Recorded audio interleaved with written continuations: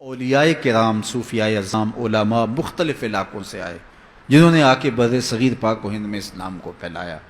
حضرت شاہ عبداللطیف بھٹائی ہیں، حضرت سچل سرمست ہیں، حضرت داتا گنج بخش علی حجویری ہیں، حضرت خواجہ معین الدین چشتی اجمیری ہیں، بابا فرید الدین گنج شکر ہیں، سید بلبل شاہ بخاری ہیں، حضرت امیر کبیر ہمدانی علیہ رحمہ ہیں، اور حضرت لال شہباز قلندر ہیں۔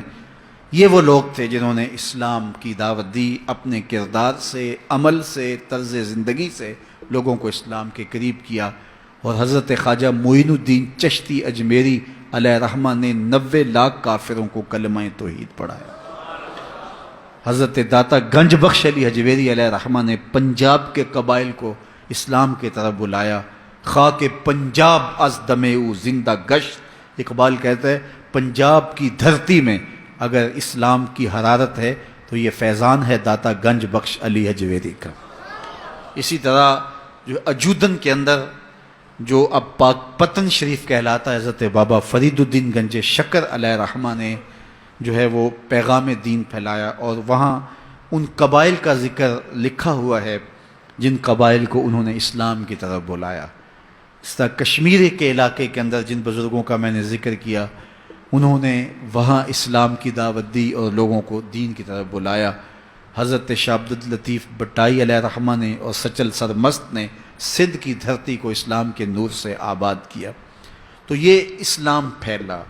میں اور آپ اللہ کا شکر ادا کریں کہ ہم مسلمان ہیں، اور اللہ کا، اس کے رسول کا شکریہ ادا کرنے کے بعد ہم ان بزرگوں کے شکر گزار ہوں جن کے کردار کی چمک سے ہمارے آباء و اجداد نے دین لیا۔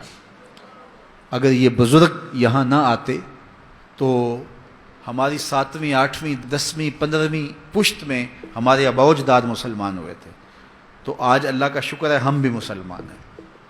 اور اگر وہ مسلمان نہ ہوئے ہوتے تو شاید آج ہم کسی بت کے آگے ہاتھ جوڑ کے کھڑے ہوتے۔ تو آج اللہ کا شکر ہے کہ ہمارے اندر پاکیزگی ہے، ہمارے اندر طہارت ہے۔ تو یہ فیضان ہے ان بزرگان دین کا جنہوں نے ہمارے آباء و اجداد کے قلوب کی تطہیر کی، ان کے دماغ کو پاکیزگی دی، ان کے خیالوں کو طہارت بخش، اور ان کی پیشانیاں بتوں کے چرنوں سے اٹھا کے ایک مالک کی دہلیز پہ رکھی۔ تو آج اگر ہمارے خون کے اندر وفا ہے تو ہم ان بزرگوں کے کبھی بھی ناسپاس اور ناشکر گزار نہیں ہو سکتے ہیں، اس لیے کہ بر صغیر پاک و ہند کے اندر جتنی بھی روشنی اسلام کی، جتنی بھی روشنی ایمان کی، جتنا بھی چراغاں جو ہے وہ دین کا پھیلا ہے، وہ ان بزرگوں کی محنت اور ان کی کوششوں کا ثمر ہے۔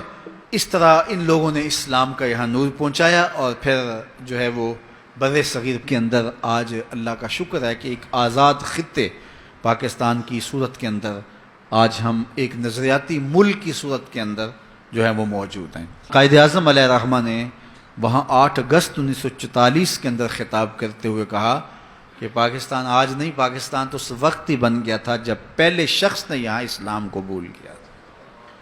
پھر اس کے بعد اللہ تعالیٰ نے جو ہے وہ مسلمان حکمرانوں کے سلسلے شروع کیے، اور یہاں ایک طویل عرصہ، صدیوں تک مسلمانوں نے حکومت کی، اور مسلمانوں نے کبھی ایسا نہیں کیا کہ کسی کو جبراً مسلمان بنایا ہو۔ یہ اسلام کی روشن تاریخ ہے۔ 800 سال کے قریب یہاں ہم حاکم رہے ہیں، اور جو کہتے ہیں اسلام تلوار سے پھیلا ہے تو ان سے سوال ہے کہ 800 سال تک تلوار ان کی تھی، محمود غزنوی کی تلوار نے ان کو مجبوراً مسلمان کیوں نہ کیا؟ اور اندلس کے اندر مسلمانوں نے تلوار کے زور پہ ان عیسائیوں کو مسلمان کیوں نہیں کیا؟ اسلام تلوار کے زور پر نہیں ہے، محمد عربی کے کردار کے زور پہ پھیلا ہے۔ تو یہ بات ذہن میں رکھیں اور اچھی طرح ذہن نشین کریں۔ اور دوسری بات یہ ہے کہ لوگ کہتے ہیں اسلام تلوار کے زور پہ پھیلا ہے۔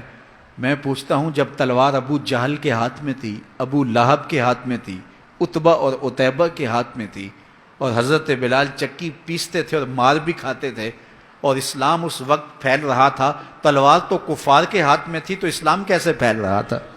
تو اسلام تلوار سے نہیں پھیلا، محمد عربی کے کردار سے پھیلا ہے، اور یہ دبنے والا نہیں ہے، یہ پھیلتا رہے گا۔